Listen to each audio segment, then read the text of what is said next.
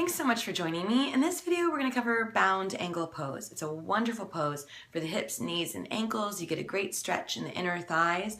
It's definitely can be a challenging pose to keep the spine really lengthened and everything nice and open and feeling supported. You might find it helpful to have a couple of blocks, a blanket. This is a pose that I often do with my back even up against a wall. I'm not going to show it here today this way, but I'll try to kind of give you a sense of why that could be helpful. So we'll go ahead and come back to the mat. And so just the basics of bound angle is that your feet are together, knees are out to the sides. Okay, for some people, it's going to be easy for them to the knees will just go out to the sides. For others, the knees will be hiked up here and the spine will be forced into this round. Okay, so what we're gonna try to really do is still sit really tall. Okay, so in order to do that, again, you might find it helpful to have your back to a wall, maybe sitting up on a block or a blanket. If you're really flexible, then what's kind of neat is to have the option to have both your seat and your feet on a block, and then you get rid of the limitation of the floor. Okay, so there are several things to figure out before you can really get into too far into it, and that's proximity. So how far forward do you need your feet in order to be able to sit tall? Okay, do you need any support underneath your knees? Okay, so it's one of those poses that you can do in so many different ways.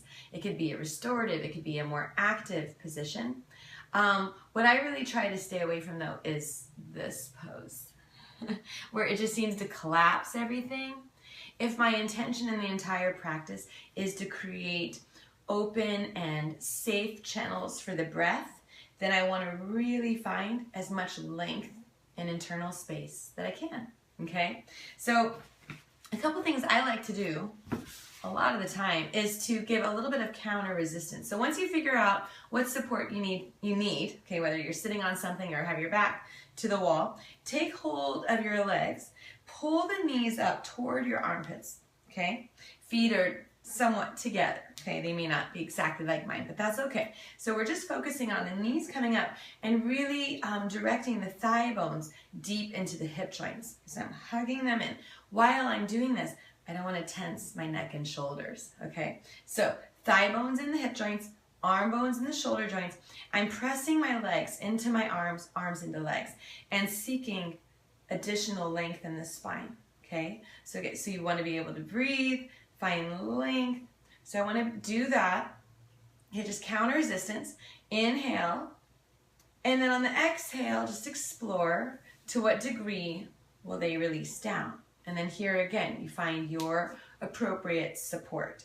So I want to have that sense of counter resistance kind of from the inner and outer line of the legs in an appropriate degree. So I don't want to feel like I'm bracing, but I also don't want the legs just to flop out to the sides. And that might only be relevant for someone who's really flexible. Okay, so I want to have a sense that I'm getting a nice feeling of stretch without congesting the joint, without feeling like I'm stopping the flow of the breath. So it's a constant check-in. Depending on your flexibility, your feet might stay together like this. They might open up. Usually, as long as the outer edges of the feet are connected and you have that reference, okay, you don't have to force your feet to stay completely together. And then you might explore a hinge. I'm going to turn this way just so you can see, and I can see, you know, the spine. So just so you know, you might not forward fold at all, and that's completely fine. As long as you're feeling a good, you know, stretch and a good feeling here of open channels, length in the spine, then this could be just right for you, okay? If I hinge, I want it to be with length and space. So I'm still trying to be aware of the center line of my torso. Okay, so from the tailbone, coming all the way up beyond the crown of the head. And at no point do I want to collapse around the spine. For me, that just doesn't feel like a positive effect, a positive result, okay, of the effort of the position. And then the pose just becomes about exploring the breath, exploring depth, finding length, just like every other pose, just kind of finding that sense of internal space and recognizing the benefit for you physically, mentally, emotionally. And that's Bound Angle, Baddha Konasana.